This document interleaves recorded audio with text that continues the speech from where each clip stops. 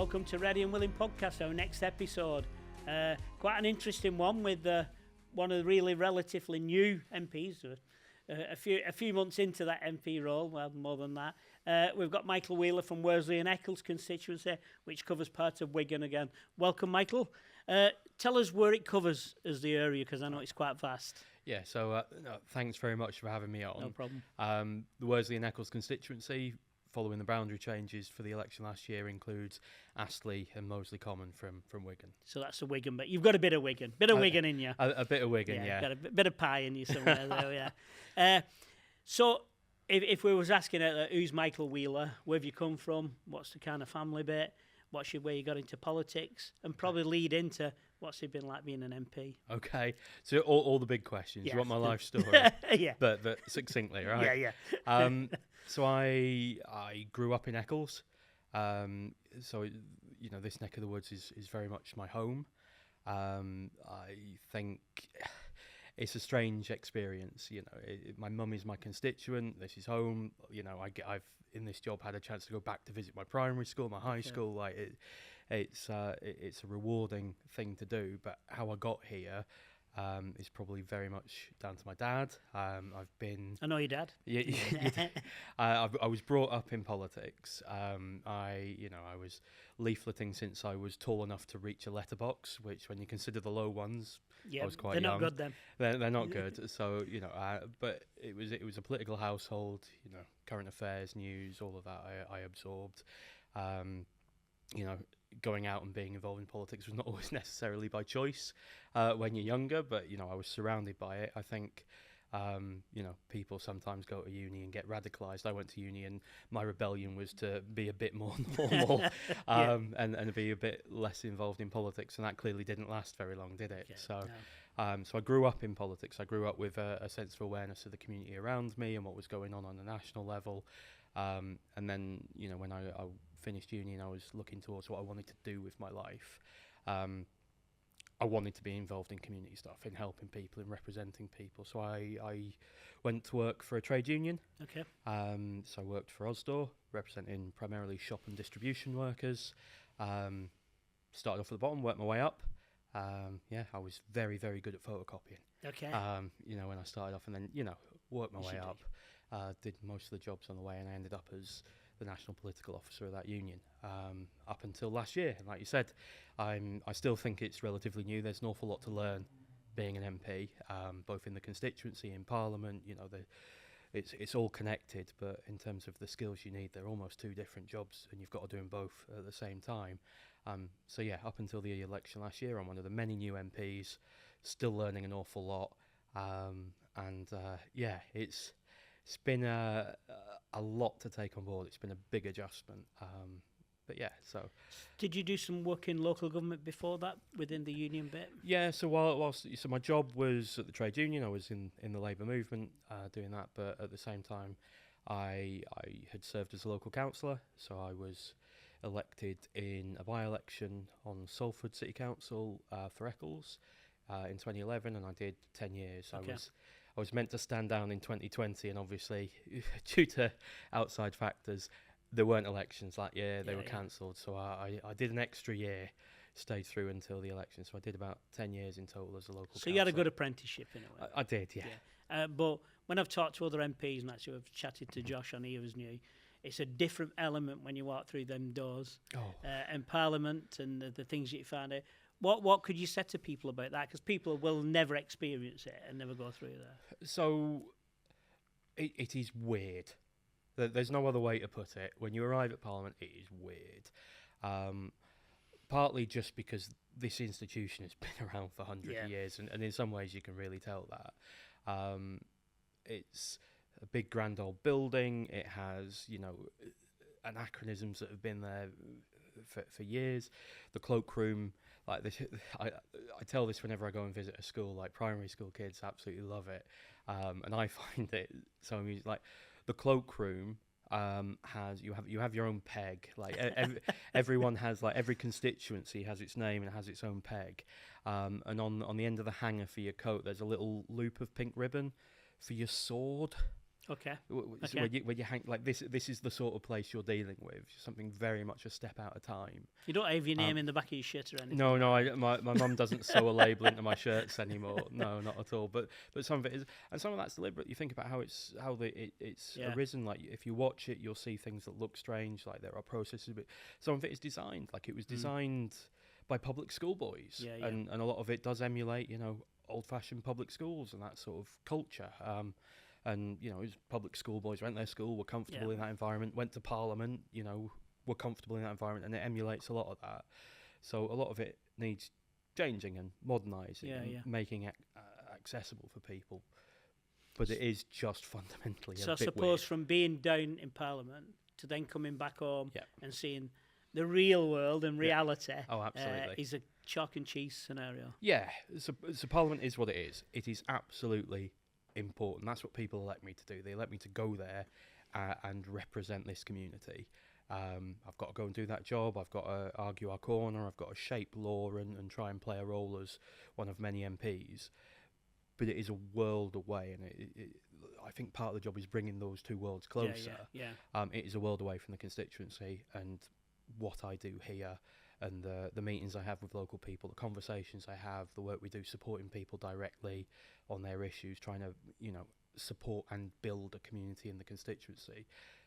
They are both part of the job, but they are, in terms of the skills and in terms of the environment, very, very different.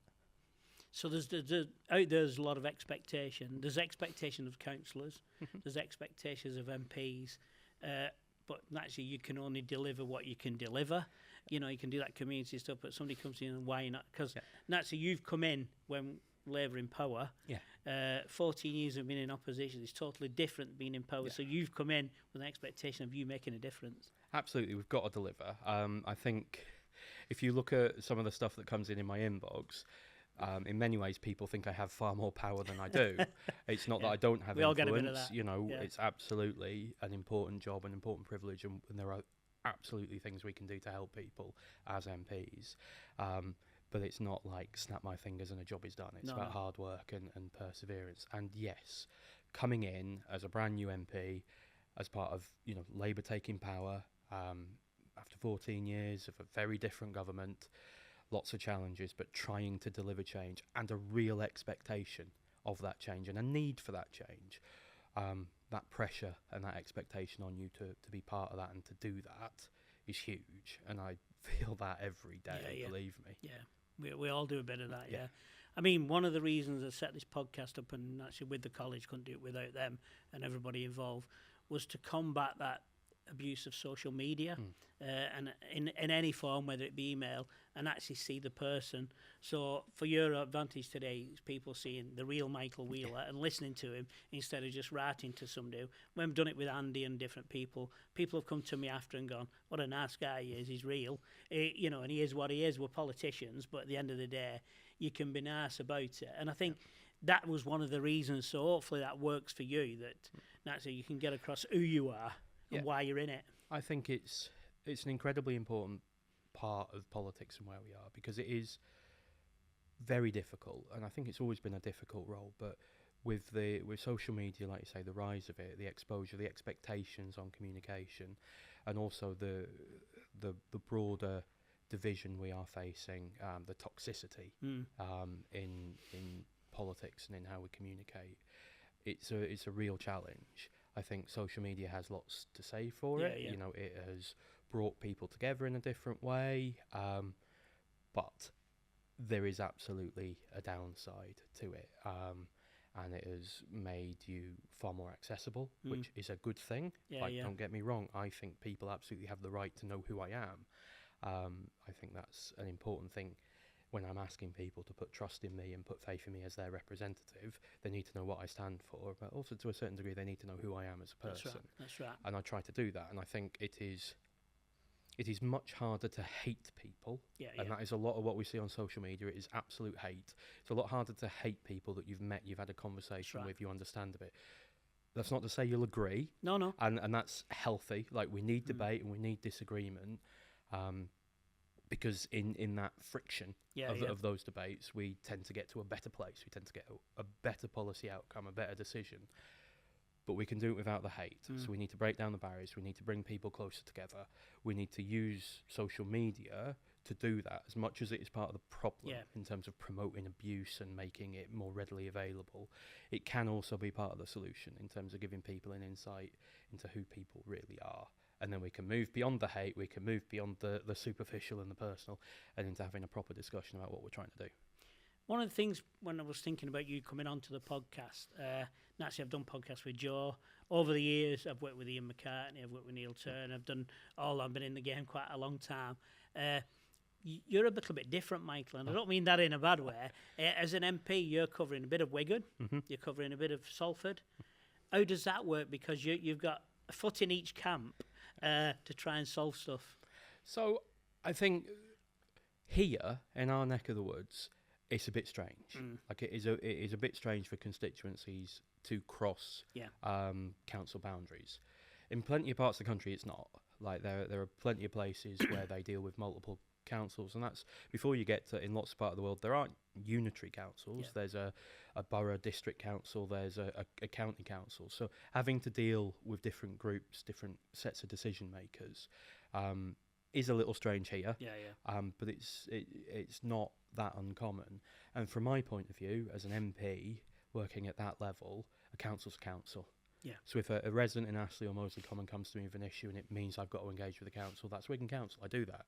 And that's no different from if a resident in Cadishead, Eccles, Swinton comes to me and it's an issue that I need to engage with the council to try and resolve. That's Salford Council. But my approach is the same. I'm engaging, I'm supporting that resident and talking to a council. It does mean, we have to build relationships and find out the right person in two different councils. But that's all at my end of the process. How I support residents, how I engage with them, it's a bit strange around here, but it doesn't change it. Because naturally I know we've done some work with Barry and people at this end.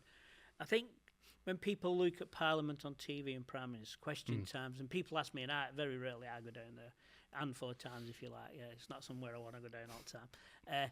You look at that and it looks a really big room, and it's not. On TV, it looks like you've got this massive place, and it's not. It looks quite intimidating. I would have thought, what was it like your first day going into that kind of environment? So, when you arrive, absolutely, there's a couple of things there. Anyone I've taken into the chamber, because it is open when we're not sitting. It's they do tours through it, and I can take visitors in and show them around. Everyone's first reaction is, oh, this is smaller than it looks. I'm not sure if they use a bit of a fisheye lens on TV or not to get it all in one shot, but it absolutely is a smaller, more intimate, more compact chamber. And that does lead to the atmosphere. I think it's a deliberate choice. We get, I don't know how true it is, but the story we're told is after it was bombed in the Second World War and they were rebuilding it, Winston Churchill made a deliberate choice to keep it the same, to keep it small, so that it had that intense environment. There's 450 seats for 650 MPs, so you're meant to want to compete to be in there, to be compact and make that debate intense. So, we're told the story that that's a deliberate choice, but for me going in, the first time I went in when I was a newly elected MP, we are given a tour around, we're shown where to go, and we are also taken into the chamber by one of the doorkeepers. And at that point it's quiet, we're arriving. Having been elected, we are arriving down there, being shown round. So it's not in session. We're taken in and just invited to have a seat. This is what it is now. You are a member of Parliament. Have a seat. That's your place, and that is quite an overwhelming moment. Even with no one else in that chamber, that is quite. What has happened to you? The honour and privilege of representing your community, being a member of Parliament. Sort of sinks in a little bit more. It's still a gradual process, and sometimes I wake up and I don't quite believe it still. But it really, when you're sat on those green benches, it really does sink in a bit. And then you get to your first Prime Minister's questions, when it is heaving, when it is packed, and when the barracking and heckling across the chamber, and when it gets intense, it is a wall of noise. You actually don't quite, because of all the mics, you don't quite pick it up on TV because you can sort of hear what you can because of the mics, hear what people are saying. But in the chambers, you can struggle to hear each other when it is properly intense. and it is just a wall of noise sometimes, and that's when the speaker has to step in and assert some control. But yeah, it is very humbling, very intense, and sometimes quite overwhelming environment. When I've talked to different MPs over the years, everybody always quotes the Westminster bubble. You'll have heard it before you went into Parliament. What was it like when you went in there? Because, I spoke to Andy about the Westminster bubble. Yeah. So, and this is where I come back to what I said before, the two parts of the job and why it is so important to do them both and to be very active in both. If you lose yourself into Parliament because of the intensity of the job and the relatively isolated nature, I don't think everyone quite appreciates. There's the Palace of Westminster, there's the whole parliamentary estate, which includes lots of office buildings. There's thousands and thousands of people that work within that secure area. It is a village in its own right. When I'm in London, I very rarely. I'm not in London. I'm at Parliament. I eat, almost sleep sometimes. But it's a very interesting. So because of that intensity, because of the setup, it is a bubble. It is, and you have to stay in touch. So whether that's by dealing with your emails and what comes to you and what people care about, but it's also proactively getting out in your community and never ever forgetting who sent you there and what your job is to do. It is not to lose yourself in that bubble. It's to represent your community. Suppose you rely on, in a sense, a really good office, because they are you on the ground when you're down there. They're the unsung heroes of every single MP you see. I am, in some ways, the tip of an iceberg. I am elected. I am the representative. It is all ultimately my responsibility. But in this day and age, with emails, with social media, with the ease of communication, I think since I've been elected, I've had about 7,000, not emails in total, but pieces of casework, questions, things that need a response. To keep my diary intact, so I'm always in the right place, to stay on top of that correspondence, to engage with the community, to support people on cases like personal casework, housing cases, DWP case, all that. I have a very good team of caseworkers and people that work with me to make sure that constituents get the service they deserve and the representation they deserve. So when you went into Parliament, your maiden speech? Yeah. I have to hold my hands up. I've not heard it, so there we are. Oh, lack of research. I will do that. Well, I'll make sure. What did you cover? Right. So maiden speeches are obviously the first speech you make.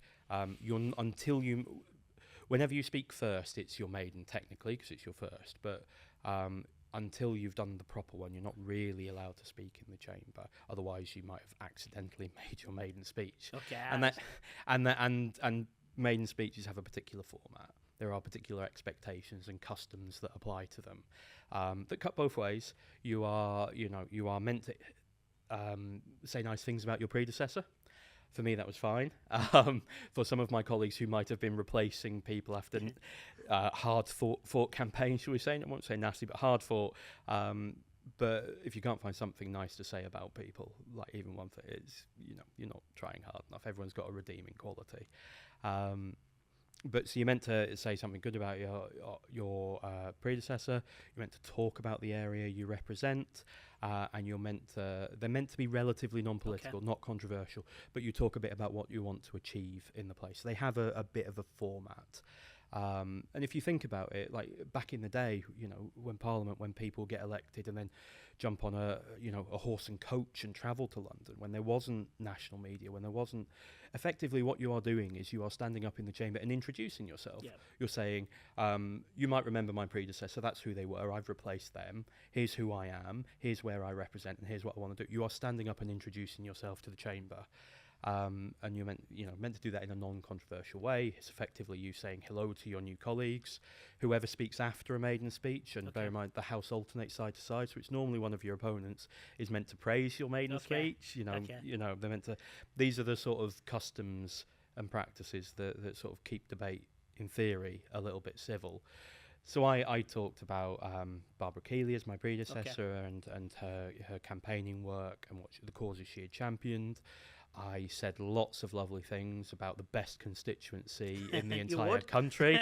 Absolutely, I Yeah. would. We've got an awful lot to be proud of, and an awful lot of heritage and history that we should be proud of too, in Worsley and Eccles, and a little bit about what I wanted to achieve in my family. And I finished off by sharing some advice that my dad had given me, which finished with, you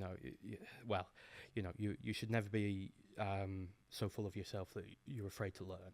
Everything you do is a learning experience. But fundamentally, it finished off, you always get your round in. That is the fundamental code. You must always stand your round. It's basic decency. Your dad must be really proud, because naturally he's been embedded in the organisation forever. So for you to come through and be and I know he's proud because he's told me.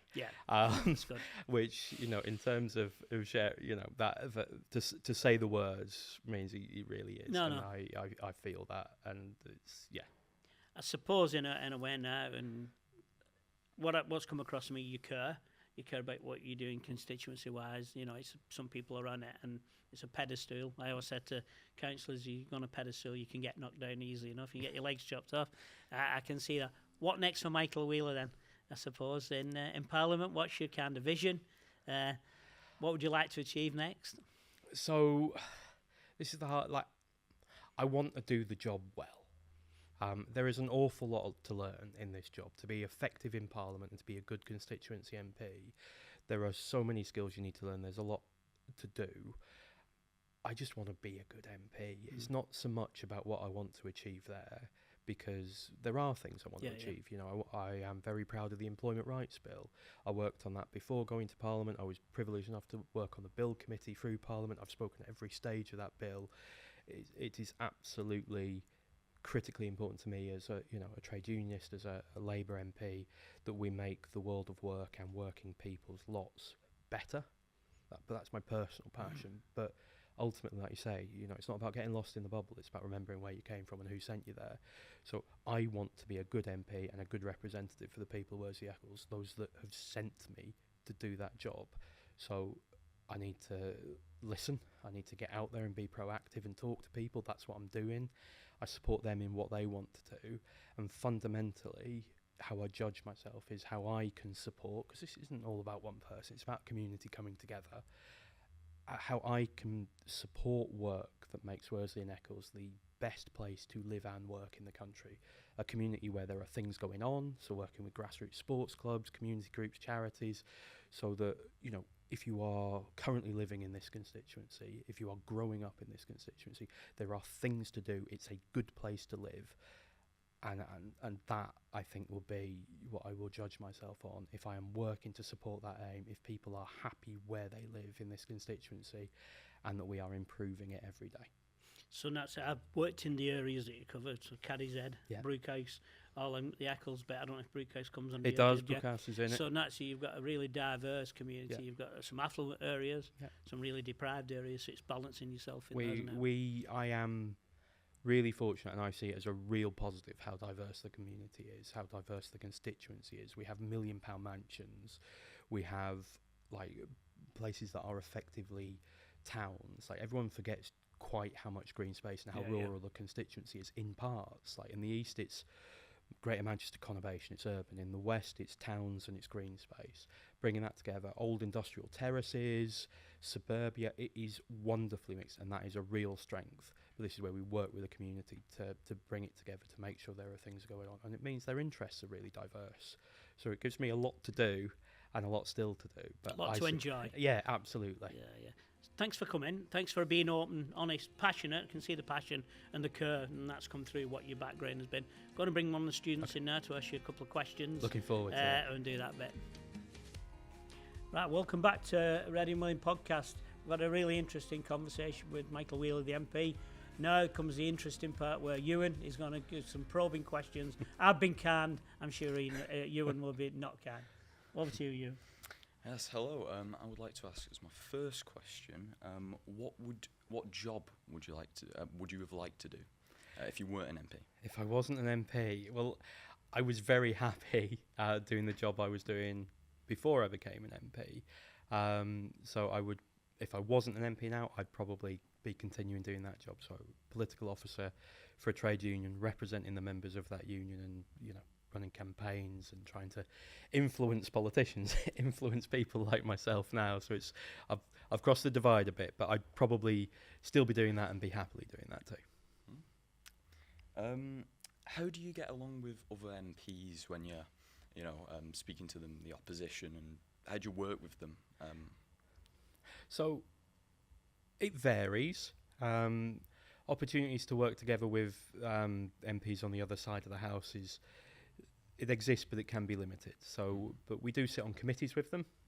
So select committees will be representative across the whole House, and they, are meant to be non-partisan. So you sort of try and leave your party politics at the door to do the job of the committee.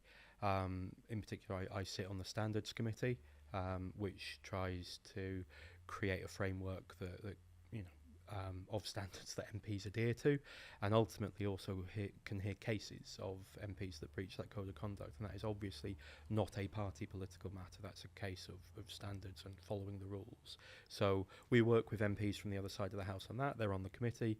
Outside of that, it comes down to your interests and interest groups. So there might be issues that you campaign on, and they won't necessarily just be party political. There might be things that large chunks of the community care about, and that MPs from different parties will care about.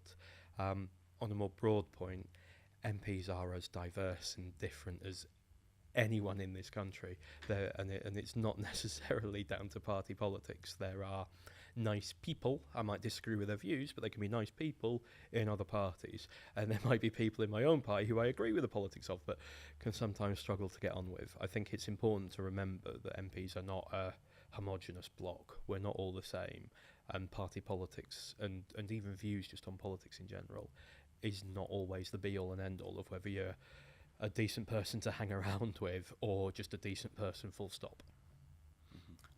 I'm a graphic design student, so I work in that, and I want to go into the industry. I want to know what you are doing, or what you would do, for the culture of arts in your constituency. Okay. So on a broad point, I want to make sure that everyone, whatever their passion, has opportunities local to them to pursue that, both through opportunities in education, but also through employment. As someone that worked for a trade union, I was very lucky. The union I worked for was pretty much the only one that had its head office outside of London. In the world of politics in general, you end up drifting to London, and there's lots of other careers and sectors like that where you end up having to leave where you're from, not always by choice. Sometimes, quite often, you'd much rather stay, but in order to follow your dreams and follow that career path. So I am very keen, like I said, that the constituency I represent is a wonderful place to live and work, and that people get to stay there. And we are lucky in that, through our proximity to Manchester and other places that we can do that, and we should work together to do that. So it's about, for me, at a national level, making sure that we have the right things like the industrial strategy, that it picks up the right sectors to bring in investment, to create jobs, but not just do that on a national level. It's about making sure that they're spread across the country, and this is where it comes to working with local councils, working with the Mayor of Greater Manchester, to make sure that if we've got a national industrial strategy bringing in investment to secure jobs in a wide range of sectors, that they don't all just end up in London and the South East, but they are spread right across the country, so that you have an opportunity to follow your dreams here. If you want to go to London, great. Not going to knock it. I have to go every week. It's not the greatest thing. Wouldn't recommend it. But if that's what you want to do, fine. But you should at least have the opportunity and choice that you get to stay here if here is home and here is where you love. I've watched PMQs before. I watch it quite regularly. Okay. It's nice to keep updated with stuff that's going on. I want to know how you handle the stress of getting up to speak, because I'd imagine it's quite nerve-wracking. Yeah. No, it's so I have Prime Minister's questions are allocated by ballot. I have in 15 months not been successful in that ballot. I have had one PMQ because, as well as those that come out through the ballot, Sometimes there'll be additional opportunities. It's a bobbing question. Bobbing is what you do in the chamber in order to catch the eye of the speakers. You literally stand up briefly and sit down to indicate that you're wanting to speak. It's like I said before, it's a weird place.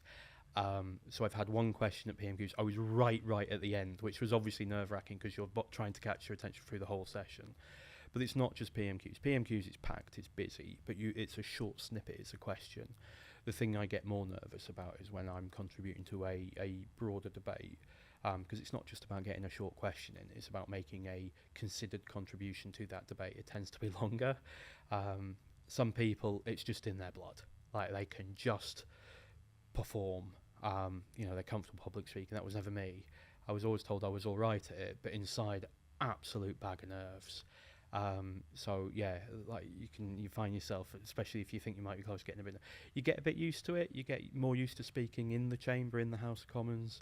But you've also got to bear in mind that not only are you trying to deliver a considered point, not only are you trying to not forget what you wanted to say, but you can also be intervened on by the opposition or by your colleagues who can stand up and ask you to give way.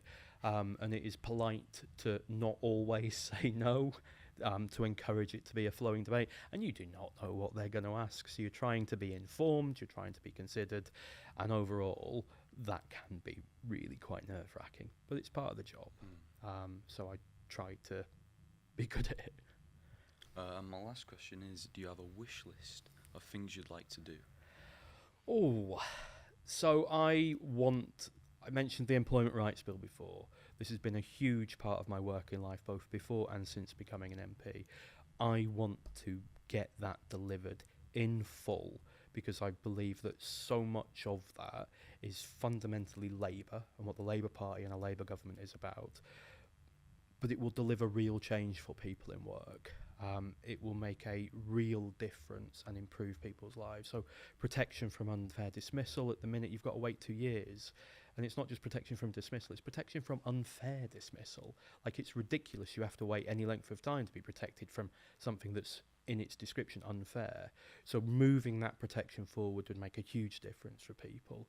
At the minute, flexibility in the workplace cuts just in favour of the employer. If you're on a 0 hours contract, if you're on a low hours contract, if you're on flexi time contracts, all of these sorts of things where you do not know what hours you are working. You might be contracted to 7 but regularly working 20 or 30.